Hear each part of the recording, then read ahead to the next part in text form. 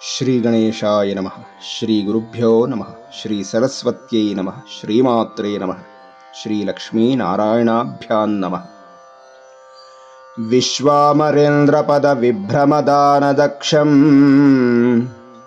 ಆನಂದಹೇತುರಧಿಕಂ ಮುರವಿದ್ವಿಷೋಪಿ ಈಶನ್ನಿಷೀದತು ಮಯಿ ಕ್ಷಣಮೀಕ್ಷಣಾರ್ಧಂ ಇಂದೀವರೋದರ ಸಹೋದರಮಿಂದಿರಾಯ.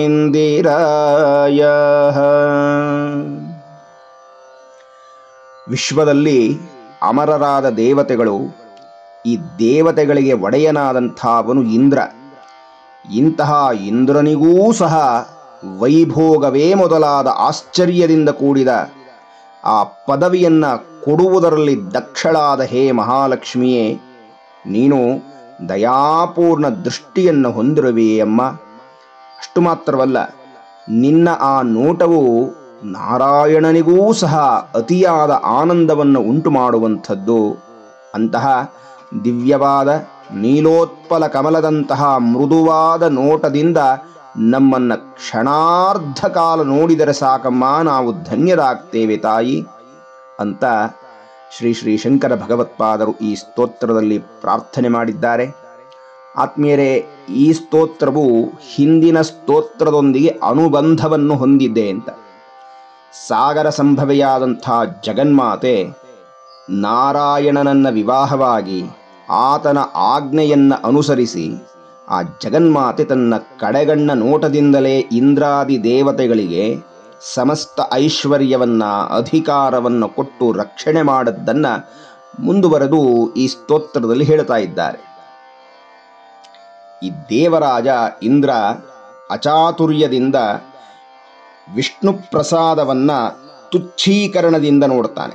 ಕಡೆಗಣಿಸಿದ್ದರಿಂದ ತನ್ನ ಸಮಸ್ತ ಐಶ್ವರ್ಯವನ್ನೆಲ್ಲ ಕಳೆದುಕೊಂಡ ದೀನನಾದ.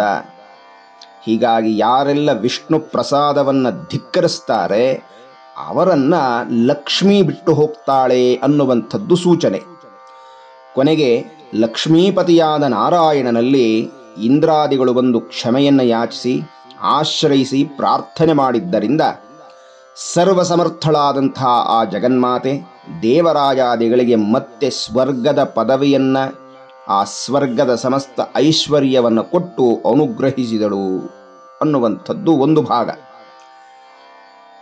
ಮತ್ತೊಂದು ದೃಷ್ಟಿಯ ಕೋನದ ವ್ಯಾಖ್ಯಾನವನ್ನು ಹೇಳಿದ್ದಾರೆ.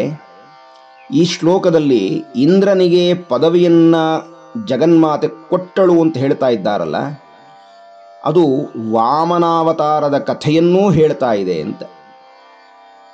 ಬಲಿಯು ಯಜ್ಞದ ಬಲದಿಂದ ಇಂದ್ರಾದಿಗಳನ್ನು ಓಡಿಸಿ ಆ ಸ್ವರ್ಗವನ್ನ, ಅದರ ಆಧಿಪತ್ಯವನ್ನ ತಾನು ವಶಪಡಿಸಿಕೊಳ್ತಾನೆ.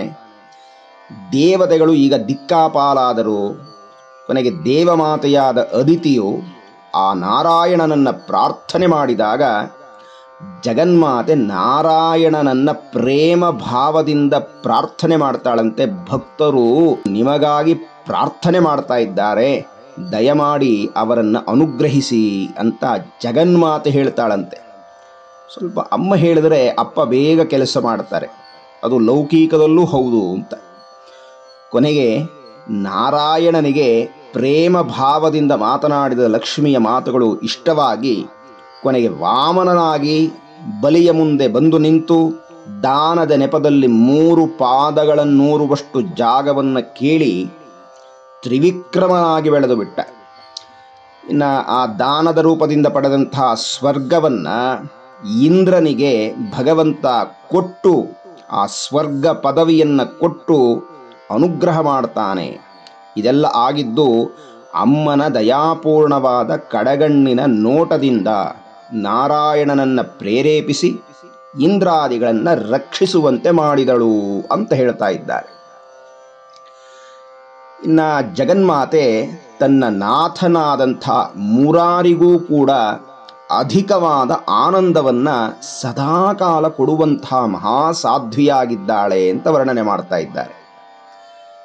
ಆದರೆ ನಿರ್ವಿಕಾರಿಯಾದಂಥ ಭಗವಂತ ನಾರಾಯಣನಿಗೆ ಯಾವುದಾದರೂ ವಸ್ತುವಿನಿಂದಾಗಲಿ ವ್ಯಕ್ತಿಯಿಂದಾಗಲಿ ಯಾರಿಂದಲೂ ಆನಂದ ಬೇಕಾಗಿಲ್ಲ.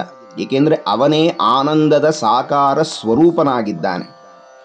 ಆದರೂ ಸಹ ಲೀಲೆಗಾಗಿ ಸತಿಪತಿಯರ ಬಾಂಧವ್ಯ ಹೇಗಿರಬೇಕು ಸಂಸಾರದಲ್ಲಿ ಅನ್ನುವುದನ್ನು ಜಗತ್ತಿನ ಜನಗಳಿಗೆ ತೋರಿಸುವ ಸಲುವಾಗಿ ಈ ಸತಿಪತಿಗಳಾದಂಥ ಲಕ್ಷ್ಮೀನಾರಾಯಣರು ನಿತ್ಯ ನೂತನವಾದ ಪ್ರೇಮದಿಂದ ಸಮರಸ ಭಾವದಿಂದ ಸದಾಕಾಲ ಇರ್ತಾರೆ.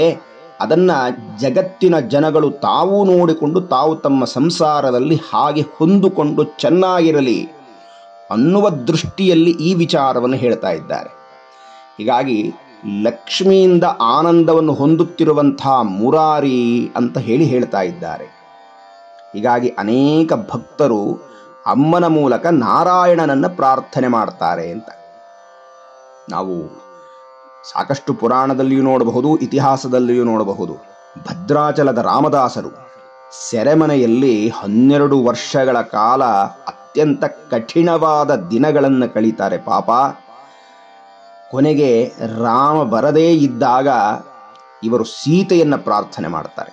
ಸೀತೆಯನ್ನು ಪ್ರಾರ್ಥನೆ ಮಾಡಿ ನನುಬ್ರೋವ ಮನಿ ಚಪ್ಪವೇ ಸೀತಮ್ಮ ತಲ್ಲಿ ನನುಬ್ರೋವ ಮನಿ ಚಪ್ಪವೇ ಅಂತ ಹೇಳಿ ಪ್ರಾರ್ಥನೆ ಮಾಡಿದಾಗ ಆ ಸೀತಮ್ಮ ಸ್ವರೂಪಳಾದಂಥ ಲಕ್ಷ್ಮಿಗೆ ಆ ರಾಮದಾಸರ ಪ್ರಾರ್ಥನೆ ಮುಟ್ಟಿತು.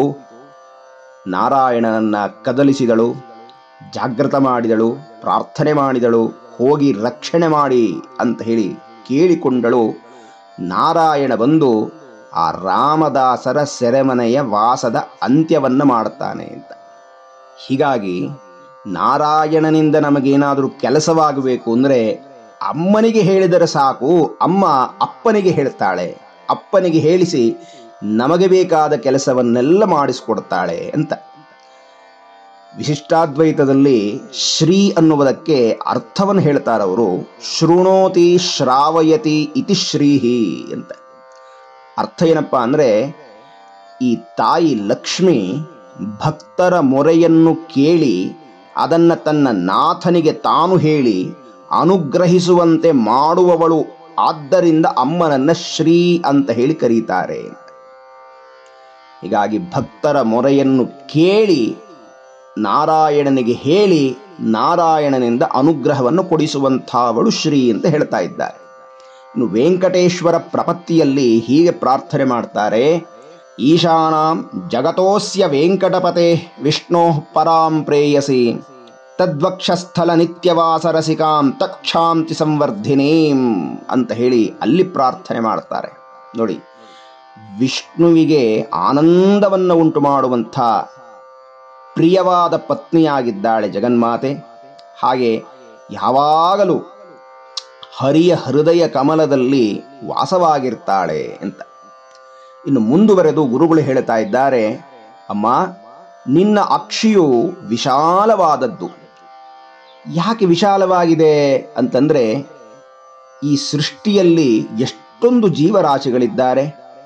ಆ ಎಲ್ಲ ಜೀವರಾಶಿಗಳನ್ನು ಮಾತೃಸ್ವರೂಪಳಾದ ಅಮ್ಮ ನೋಡಿ ರಕ್ಷಣೆ ಮಾಡಬೇಕಾದರೆ ಆಕೆಯ ಕಣ್ಣು ಸಾಧಾರಣವಾಗಿ ಇರಲು ಸಾಧ್ಯವೇ ಇಲ್ಲ. ಹಾಗಾಗಿ ಆಕೆಯ ಕಣ್ಣು ವಿಶಾಲಾಕ್ಷಿ ಅಂತ. ಅಷ್ಟು ಮಾತ್ರವಲ್ಲ, ಒಂದೊಂದು ಜೀವಿಗೆ ಒಂದೊಂದು ತರಹದ ಬೇಡಿಕೆಗಳಿರುತ್ತೆ. ಆ ಒಂದೊಂದು ರೀತಿಯ ಬೇಡಿಕೆಗಳನ್ನು ಆಕೆಗೆ ತಿಳಿಬೇಕಲ್ಲ.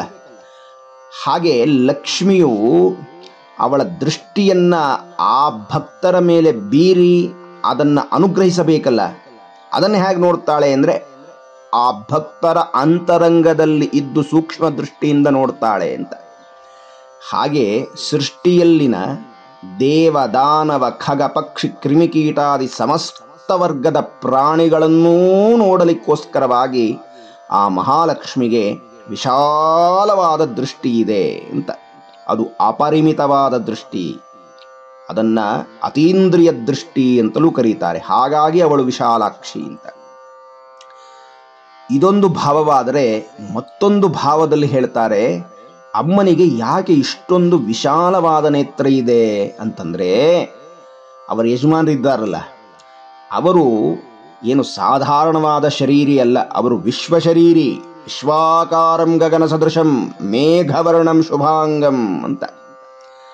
ನಾರಾಯಣ ವಿಶ್ವವ್ಯಾಪಿಯಾಗಿದ್ದಾನೆ, ವಿಶ್ವಂಭರನಾಗಿದ್ದಾನೆ, ವಿಶ್ವಶರೀರಿಯಾಗಿದ್ದಾನೆ. ಅಷ್ಟು ದೊಡ್ಡದಾದ ನಾರಾಯಣನನ್ನು ನೋಡಬೇಕಾದರೆ ಅಮ್ಮನ ಕಣ್ಣು ಸಣ್ಣದಾಗಿದ್ದರೆ ಹೇಗೆ ನೋಡ್ಲಿಕ್ಕೆ ಸಾಧ್ಯ ಆಗುತ್ತೆ? ಖಂಡಿತ ಇಲ್ಲ. ಹಾಗಾಗಿ ಆ ವಿಶ್ವರೂಪಿಯಾದ ಭಗವಂತನನ್ನು ನೋಡಲಿಕ್ಕೋಸ್ಕರವಾಗಿ ಅಮ್ಮನ ಕಣ್ಣುಗಳು ವಿಶಾಲವಾಗಿದೆಯಂತೆ. ಆದ್ದರಿಂದ ಆಕೆಯನ್ನ ವಿಶಾಲಾಕ್ಷಿ ಅಂತ ಹೇಳಿ ಕರೀತಾರೆ. ಇಂತಹ ವಿಶಾಲಾಕ್ಷಿಯಾದ ಅಮ್ಮನಿಗೆ ಗುರುಗಳು ಇದನ್ನು ಪ್ರಾರ್ಥನೆ ಮಾಡ್ತಾ ಇದ್ದಾರೆ. ಅಮ್ಮ, ನೀವು ನನ್ನನ್ನು ನೋಡಬೇಕಾದರೆ ಅಷ್ಟೊಂದು ದೊಡ್ಡದಾದ ಕಣ್ಣುಗಳಿಂದ ನೋಡಬೇಕಾಗಿಲ್ಲಮ್ಮ. ನಾನು ಈ ವಿಶ್ವದಲ್ಲಿ ಅತ್ಯಂತ ತೃಣ, ತುಂಬ ಸಣ್ಣವ, ಮತ್ತೆ ಎಲ್ಲೋ ದೂರದಲ್ಲಿದ್ದೇನೆ ಅಂತ ಭಾವಿಸಬೇಡಮ್ಮ. ನಿನ್ನ ನೋಟ ನೀನು ಇರುವ ಲೋಕದಿಂದಲೇ ಬೀರಿದರೆ ಸಾಕು, ಲೋಕಾಲೋಕಗಳ ಚರಾಚರವನ್ನು ನೋಡುವಂತಹ ಶಕ್ತಿಯನ್ನು ನೀನು ಹೊಂದಿದ್ದೀಯಮ್ಮ. ಹಾಗಾಗಿ ಎಲ್ಲೋ ಸಣ್ಣದಾಗಿ ಇರುವ ನನ್ನನ್ನು ನೋಡಲು ನೀನು ವಿಶಾಲವಾದಂತಹ ದೃಷ್ಟಿ ಬೇಕಾಗಿಲ್ಲ. ಈಶನ್ನಿಷೀದತು ಮೈ ಕ್ಷಣಮಿಕ್ಷಣಾರ್ಧಂ.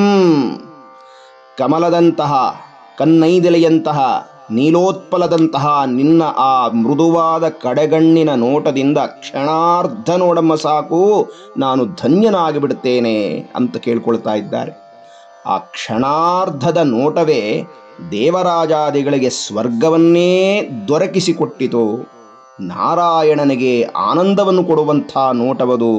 ಅಂದ ಮೇಲೆ ಸಾಮಾನ್ಯನಾದ ನನ್ನನ್ನು ನೀನು ಕ್ಷಣಾರ್ಧ ನೋಡಿದರೆ ಸಾಕಮ್ಮ, ನನ್ನ ಜನ್ಮಾಂತರಗಳ ಪಾಪವೆಲ್ಲ ಭಸ್ಮವಾಗಿ ನಾನು ಶುದ್ಧನಾಗಿ ಬಿಡುತ್ತೇನೆ.